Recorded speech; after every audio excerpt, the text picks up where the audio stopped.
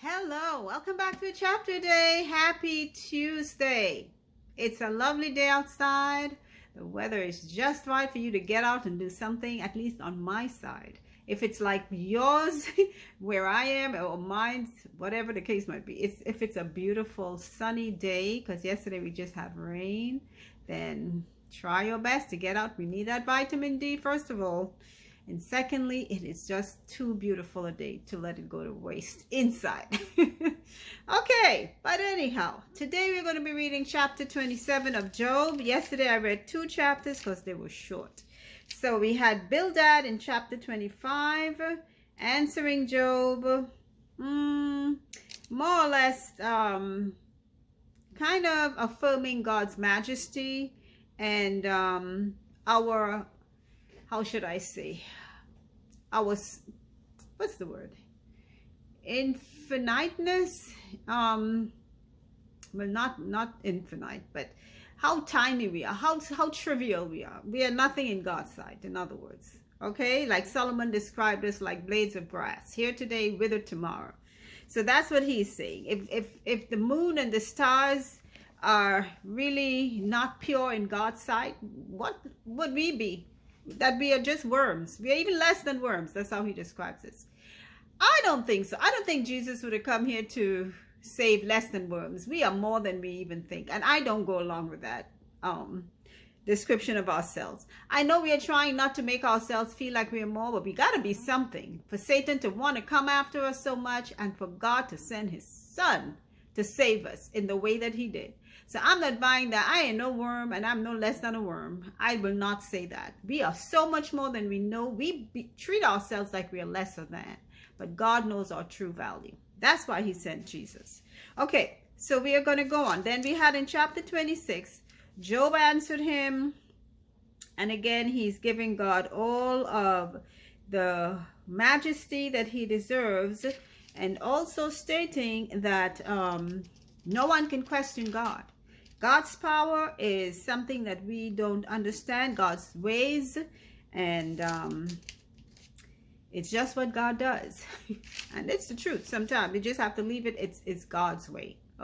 Okay, so let's continue with chapter 27. Moreover, Job continued his parable and said, as God liveth, who hath taken away my judgment, and the Almighty, who has vexed my soul, all the while my breath is in me, and the Spirit of God is in my nostrils.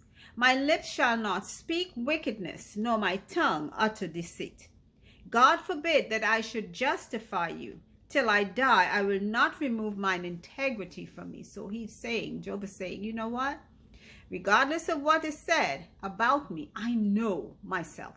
I know my standing as a person. And this is something we have to hold fast to. You know yourself. Like the old African proverb says, know thyself. Okay, verse 6. My righteousness I hold fast and will not let it go. My heart shall not reproach me so long as I live. Amen. Don't talk badly about yourself, and don't start to feel badly about yourself because other people are telling you stuff that is not true about you. Verse 7, let mine enemy be as the wicked, and he that riseth up against me as the unrighteous. For what is the hope of the hypocrite, though he hath gained, when God hath taken away his soul? Will God hear his cry when trouble cometh upon him? Will he delight himself in the Almighty? Will he always call upon God? I will teach you by the hand of God that which is with the Almighty will I not conceal. Behold, all ye yourselves have seen it. Why then are you thus altogether vain? This is the portion of a wicked man with God, and the heritage of oppressors, which they shall receive of the Almighty.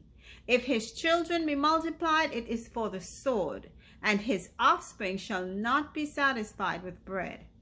Those that remain of him shall be buried in death, and his widow shall not weep. So this is what Job is saying. Regardless of what you say about me, I know better. I know my standing with God. These are the things that happen to the wicked. It seems like they're prospering, but in time they will receive their just reward or recompense or repayment. let me go on. Verse 16. Though he heap up silver as the dust and prepare raiment as the clay, he may prepare it, but the just shall put it on, and the innocent shall divide the silver. So he's saying, like in a nutshell, the wealth of the wicked is going to be stored up for the just. Even though he might have silver as much as the dust and clothing as much as the dirt, the clay, yet the innocent shall be the ones to benefit from it. That's biblical. Verse 18. He buildeth his house as a moth, and as a booth that the keeper maketh. The rich man shall lie down, but he shall not be gathered. He openeth his eyes, and he is not. Terrors take hold in him as waters. A tempest stealeth him away in the night. The east wind carrieth him away, and he departeth, and as a storm hurleth him out of his place. For God shall cast upon him, and not spare. He would fain flee out of his hand. Men shall clap their hands at him, and shall hiss him out of his place. So that will be the reward of the wicked. So what Job is saying, I am not in that sphere. Okay? I have not taken from anyone and not repaid. I have not withholden from those that needed it. I am not wicked or unjust. And that's it. He is holding fast to his integrity and his righteousness. Amen. And sometimes that's what we have to do. We are afraid to say sometimes that we are children of God, regardless of what sometimes we may mess up at times and maybe say something we ought not to, or do something we ought not to, and then people start calling us all kinds of awful names, children of the devil and all that, and we are quick to succumb to those things. Don't. Job is holding fast his integrity. Come with me, regardless of what his friends say. That's the end of our reading for today, Job chapter 27. Thank you again for listening, and continue to do so as our faith grows. So take care. Bye.